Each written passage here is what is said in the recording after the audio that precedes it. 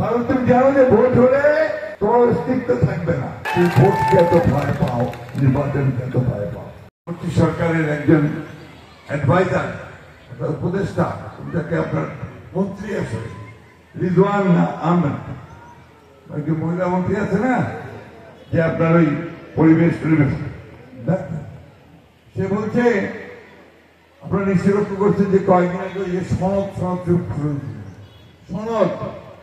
শুনছেন না শব্দটা, সনদ স্বাক্ষর করা, শুনছেন তো, সংস্কার।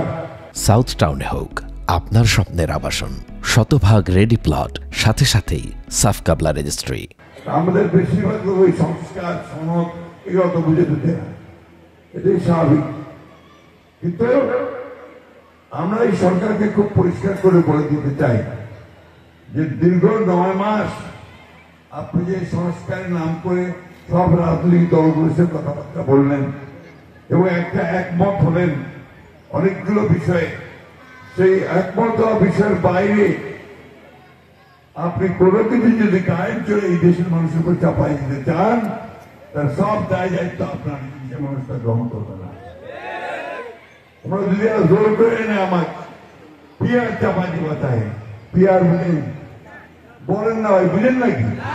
পিয়ার মহা বুঝল, আমরাও বুঝি না ভাই। আমি চেষ্টা করে জানছি পিয়ার হচ্ছে প্রপোর্শনাল রিপ্রেজেন্টেশন, ইংরেজি। বাংলাটা হচ্ছে আনুপাতিক প্রতিনিধিত্ব। কিছু বুঝলেন?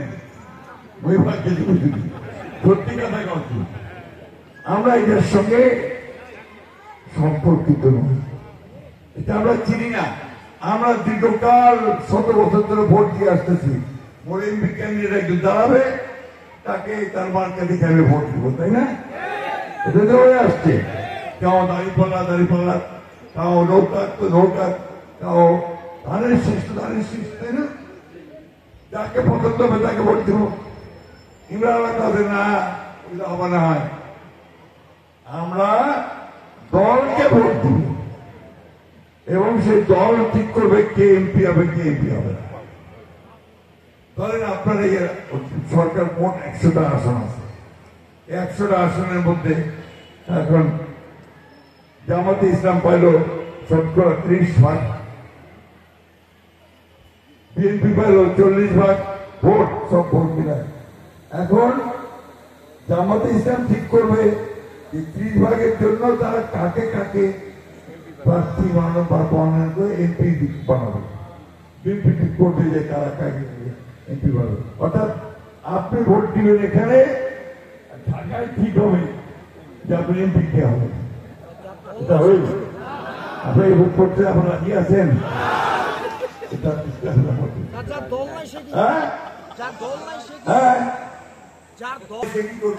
বিরাট গোল করছেন সেবা, তার ইলেকশন করার উপায় নেই, ঠিক না? অর্থাৎ ইন্ডিপেন্ডেন্ট স্বতন্ত্র প্রার্থী হতে পারবে না, এটাও তো বুঝাচ্ছে। বন্ধুগণ, এই সিস্টেমটাই, ব্যবস্থাটা আমরা পরিচিত না। আমরা বলছি যে আমরা গ্রহণ করবো না। পরে পার্লামেন্টে আলোচনা করে জনগণকে শিক্ষিত করে তারপরে দেখা যাবে পিয়ারদের না। জামাত ইসলাম বলতেছে ওটাই করতে হবে, ওটা না করলে নাকি ভোট হবে না। ভাই, ভোটকে এত ভয় পাচ্ছ কেন? কারণ তুমি জানো যে ভোট হলে তোমার অস্তিত্ব থাকবে না। এই কারণে তুমি ভোটকে এত ভয় পাও, নির্বাচনকে এত ভয় পাও। এই কারণে ওই ছোয়ারা, আমার ছোয়ারা খুব ভালো কাজ পেয়েছে। 5ই আগস্টে আমরা তাদের করে আমাদের মুক্ত করতে সাহায্য করতে, যারা উমরাও দল করছে জানেন তো, এনসিপি নাম শুনেছেন তো? কোন এনসিপি আছে?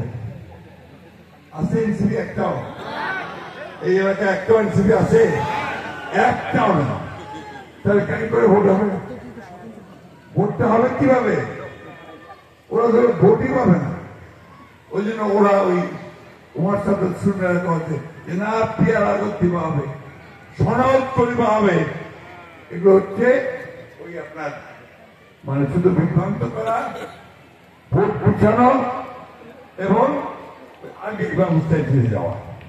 বন্ধুগণ, আমরা পরিষ্কার